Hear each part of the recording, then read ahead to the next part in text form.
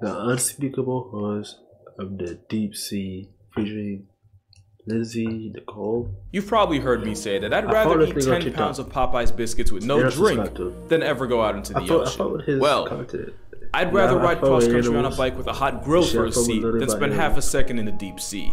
There's a lot of living country on a bike. God, I would eat fucking 12, what was it, Popeye's biscuits with no bab to go in the deep sea.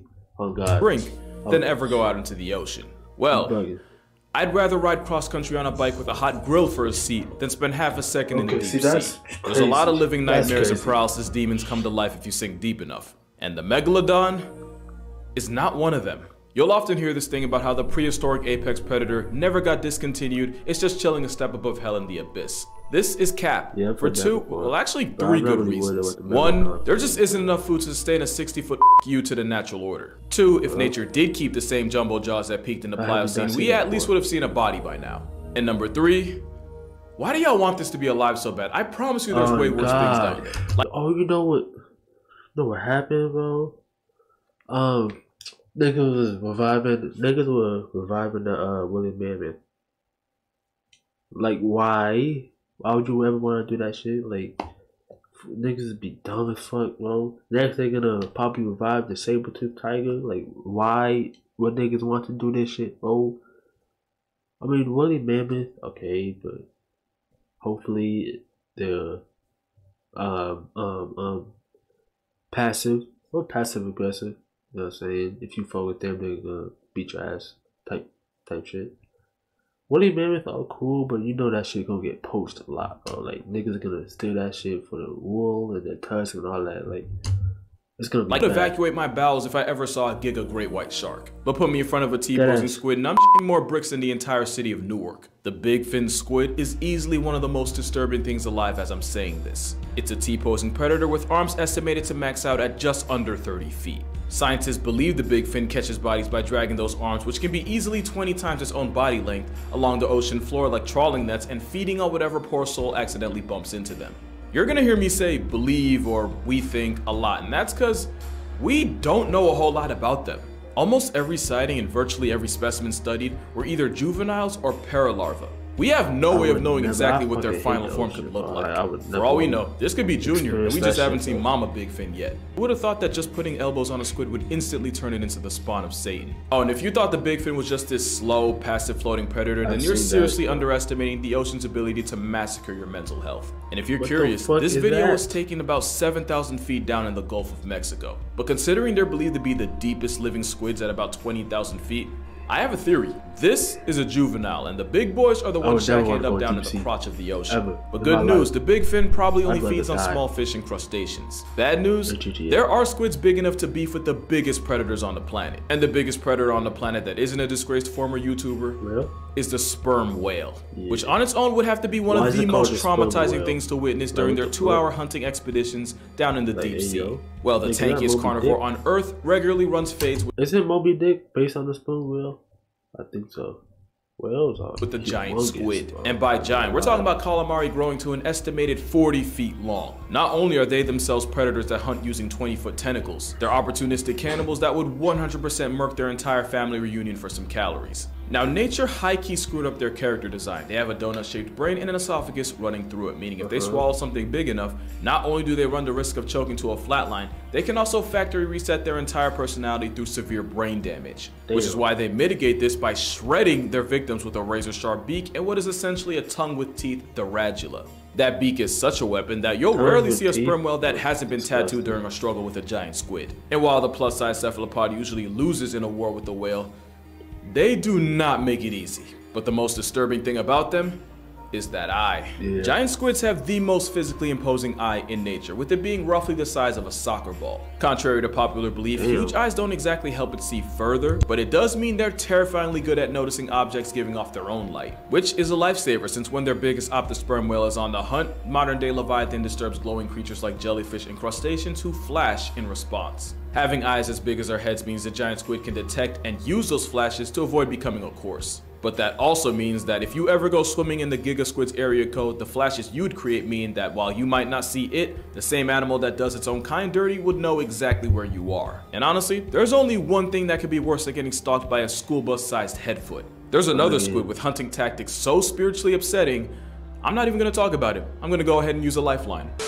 The Humboldt squid, also known as the red devil. I'm Lindsay, by the way. Hi. Humboldt squid are found in the eastern Pacific Ocean, typically between 600 to 2,300 feet below the surface of the ocean. And their nickname comes from the way they use their pigment cells called chromatophores to communicate. You're probably familiar with chromatophores through videos of different cephalopods using them to change color, blending into their surroundings, and even dreaming. And Humboldt squid notably use them to turn bright red when they're aggravated, hence the nickname red devil. It's very on brand. They're also extremely predatory and have been known to act aggressively towards scuba divers on rare occasion, which becomes a bit more terrifying when I tell you that they can get to 8 feet long and 100 pounds. Now you might be thinking, Lindsay, that is not that big. What about the giant squid and the colossal squid that can both get to like 40 feet long? Well, I haven't told you the best part yet. The Humboldt squid is known to live and hunt in groups of up to 10, no, up to 100, no, 1,000? Yes, in groups of over 1,000. 1,000 squid. That's about 990 too many if you ask me. While hunting in these groups, they use their chromatophores to communicate with each other, coordinating movements and attacks, allowing them to take down larger prey,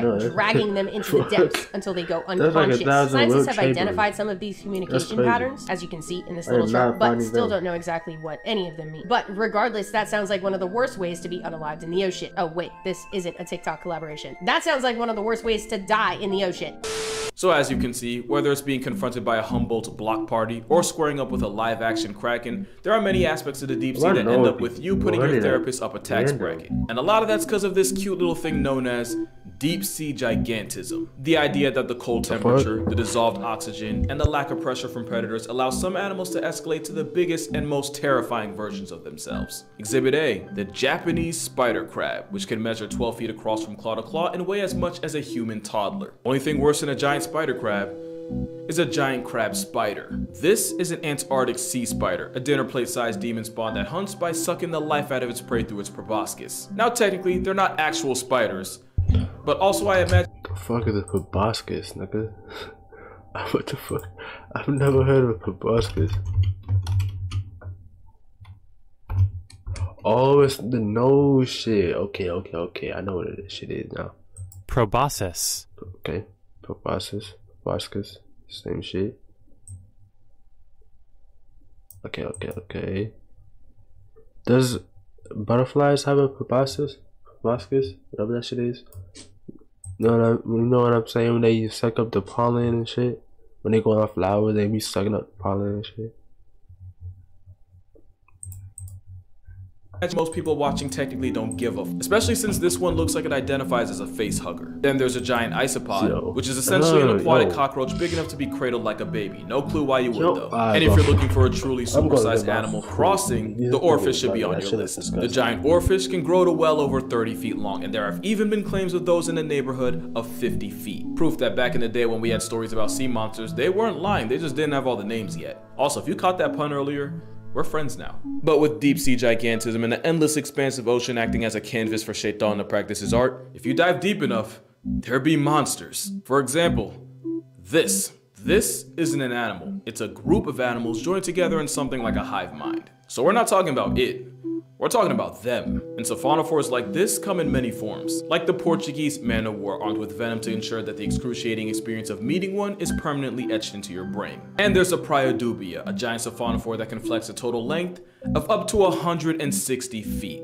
And even though it's a collective group of tiny animals, its length could humble a blue whale, making it technically the longest creature on the planet. Or at best, a modest second, since the bootlace ribbon worm has been reported to reach 180 feet in length. And it's toxic because the ocean, and of course it is, with nasty smelling mucus potent enough to life deprive the crabs it likes to eat. Like I said, whether it's Lucifer's tapeworm or a flying spaghetti creature, there be monsters. And it gets so much worse than a giant worm, because as terrifying as the deep sea is, it's also nasty. And there might not be anything more repulsive than the hagfish. This Lugi linguini feeds on the rotting corpses and carcasses that sink down into its domain. And since they don't have any actual teeth, the graveyard guppy feeds by sliding into an opening and eating the decomposing body from the inside out. And you would think that something that eats like a casket wouldn't have to worry about getting put on a plate itself. Again, you're giving the ocean too much credit. As self-defense, the hagfish will sweat buckets of slime, a phlegm jacket that's thick enough to clog the gills of anything hungry enough to F around and unlucky enough to find out. To the point where this is the end game of a truck transporting hagfish on the highway,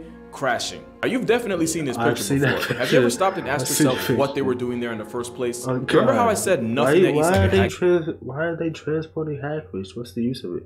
All they do is produce mass amount of slime. Hagfish should ever have to worry about getting eaten? Well, simple. For these hagfish, their final destination were dinner plates in Asian countries such as South Korea, where they're considered a delicacy. Now, I'm not one to judge other cultures, but we seem to have a habit of constantly trying to eat all the things nature went out of its way to tell us not to. But one thing you won't see as a main course is something ironically named after a fruit. The sea cucumber is like the hagfish in that its meal prep consists of all the things we normally flush, burn, or bury. All the soul evacuated bodies that sink down to the ocean floor instantly get put on the cucumber's grocery list. It's a literal bottom feeder, and I mean that since they'll also make a meal out of feces. But like with vultures, if Thanos had beef with sea cucumbers, the world would become an infinitely more disgusting place. That's not the only way sea cucumbers contribute to society. They're also often used as a protective bunker for fish and, well, let's just say they break in through the back door. Oh yeah, it's a violation of the highest natural order. It gets worse when a pearlfish decides to have a playdate right next to its prostate.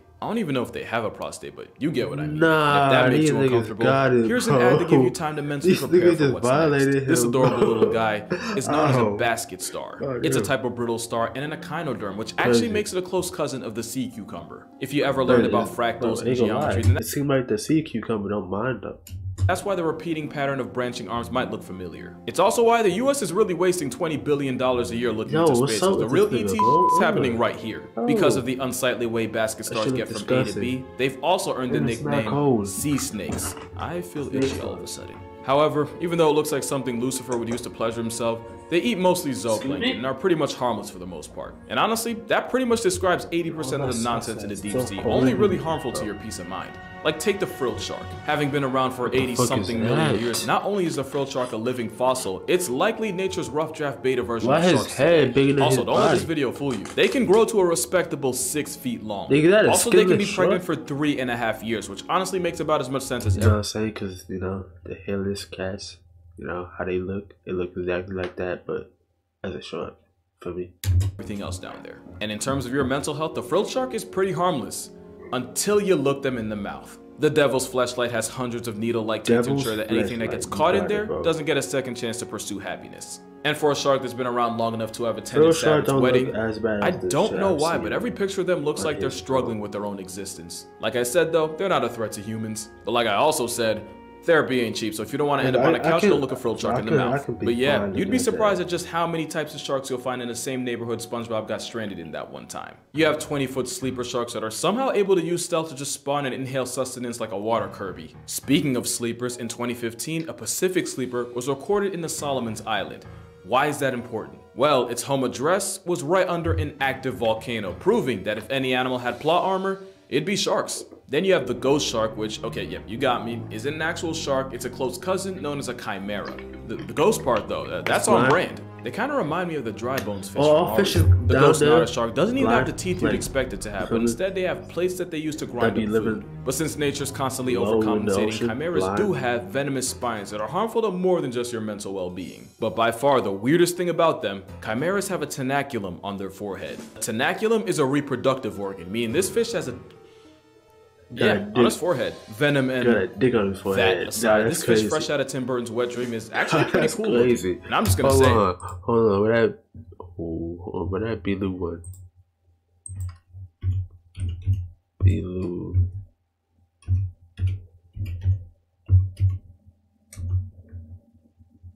Oh wait, that's to your ass. Yo, I was gonna look up something crazy.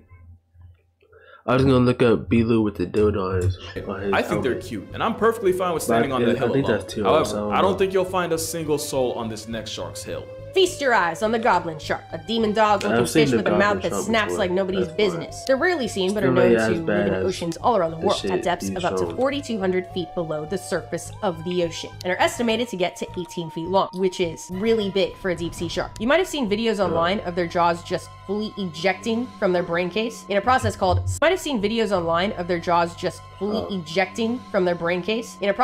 slingshot feeding. It's kind of what they're known for. Their upper and lower jaws lunge forward away from the skull, engulfing their prey. I know it probably seems ridiculous and almost alien, but it's actually not uncommon. Most fishes have jaws that aren't entirely attached. One might argue that the goblin shark is the most extreme example of this look, until you see a video of the sling jaw wrasse, who use suction feeding to snatch up their prey. They look like they have a trombone stuck in their mouth. Goblin sharks have a particularly long snout, and it's not for nothing. They have sensory structures, pores all over it that help them locate their prey, like squid, fish, and crustaceans. And I am personally grateful I am not a squid, fish, or crustacean. Yeah, goblin's the right word for the only shark in the world with a receding gum line. But you gotta admit, yeeting your own jaw to catch calories is pretty metal, and you're gonna find that a lot of the creatures rolling in the deep have evolved some of the most creative ways of bagging groceries. Probably the most popular is the fish that nearly turned Nemo into an orphan. The anglerfish has two defining personality traits, and one of them is that fishing lure hanging right in front of those life-canceling jaws. That light actually comes from bioluminescent bacteria shacking up inside a modified fin.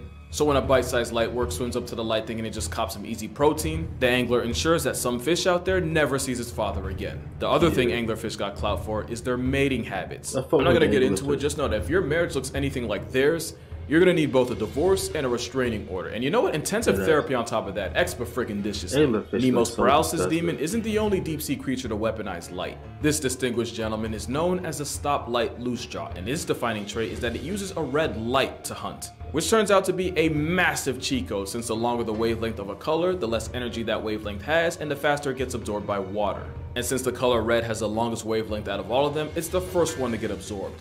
This is why red light can't reach the deep sea, and the animals living in the abyss that are red actually appear black, which makes it easier for them to hide from predatory smoke. But with a stoplight using red as a searchlight, it's pretty much cracked at this version of hide and seek. Not to mention, since most of the life down there can't even see red, it's able to catch bodies while also not giving up its location to predators or the prey it packs up. This fish really... Yo, I don't know why the red dot I thought was his eyes. He was just mad high or some shit. Catch bodies while also not giving up its location to predators down there can't. Like, this shit was his eyes, and that was his eyelid, and he just looked mad chill and laid back. Even see red, it's able to catch bodies while also not giving up its location to predators or the prey it packs up. This fish really evolved a whole wall hack and a real-life invisibility cloak. Tell me that ain't crazy. And that freakish overbite ensures that once prey is found, it's lost forever. But why hunt prey when you could just sit and wait for it to come to you? That's the entire playbook for the deep-sea lizardfish. Just look at that smile. You know he's on nefarious time. And at over 2 feet long, they earned the title of being one of the premier apex predators. Yo, nah.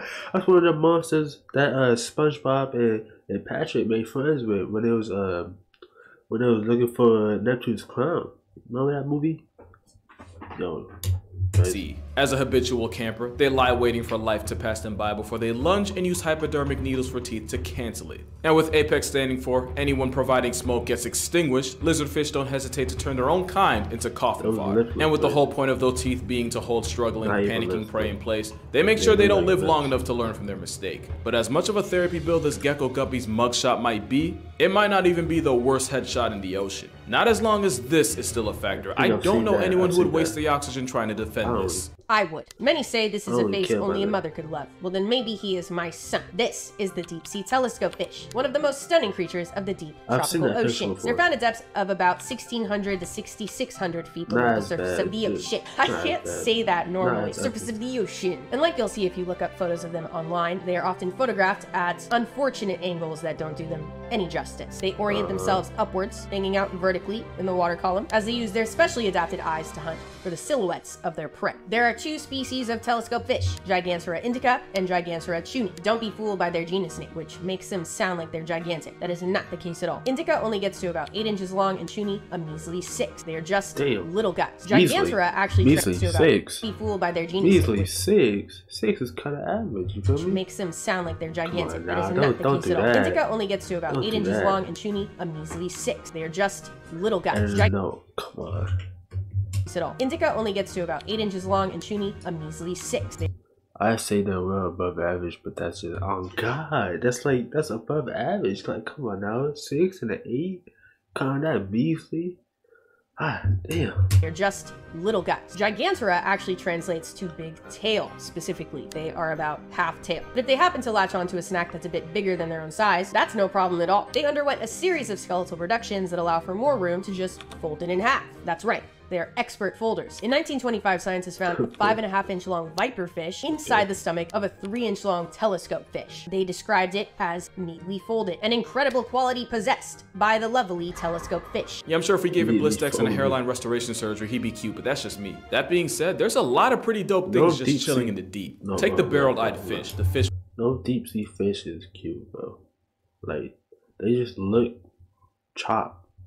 And you know, it's fine. With a transparent head that means it can spot ops or prey directly above it, thanks to those 2 green gummy looking orbs that are actually its eyes. Or the ultra rare giant phantom jellyfish equipped with 30 foot that actually can spot ops or prey directly above it, thanks to those fish. The fish is me. That being said, there's a lot of pretty dope things just chilling in the deep. Take the barreled-eyed fish, the fish with a transparent head that means it can spot ops or prey directly above it, thanks to those 2 green gummy looking orbs that are actually its eyes. Or the ultra rare giant phantom jellyfish equipped with 30-foot arms. Oh, this should look futuristic, bro. We have this type of fish in the deep sea. So imagine the fish we don't know about. Eyes. Or the ultra rare giant phantom jellyfish equipped with 30-foot arms that makes this ET understudy the length of a whale shark. And when I say rare, I mean this jelly's only been seen like 100 times in the history of mankind, so the fact that you're watching this right now is kind of wild. Then you have the deep sea Dumbo octopus that copes with stress by turning itself into a ball to discourage predators from eating it. And if this right here looks familiar, yeah, right to his thighs. The vampire squid does. I can't keep up with these notes. And if this right here looks familiar, yeah. With goddamn, with Hillenburg being a marine biologist, I wouldn't be surprised if this was intentional. Right to his thighs.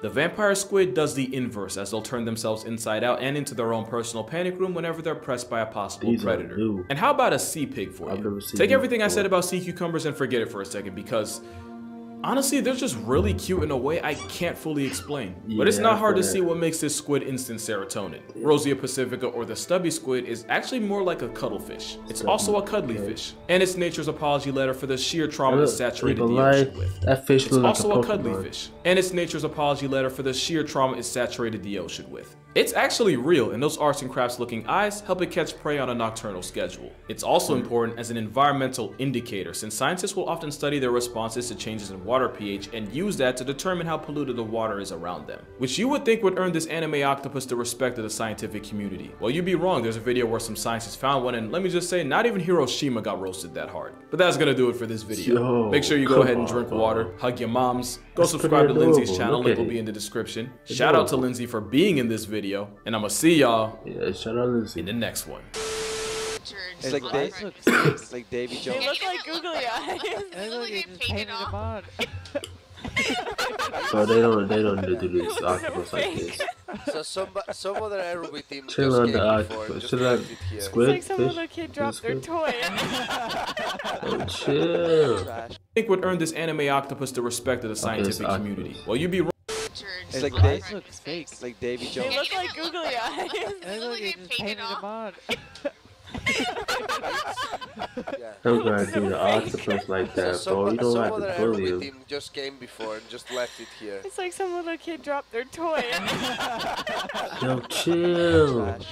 Oh man, awesome, he is awesome. That's a good focus right there. Cool. Great focus, Justin. It's freaking me out. I want to see him move. It's a Nah, that dad look like googly eyes though. do something. Flash your lights. Nah, do something is so deep. Not demanding it to do something after you just brutally roasted it is crazy to me.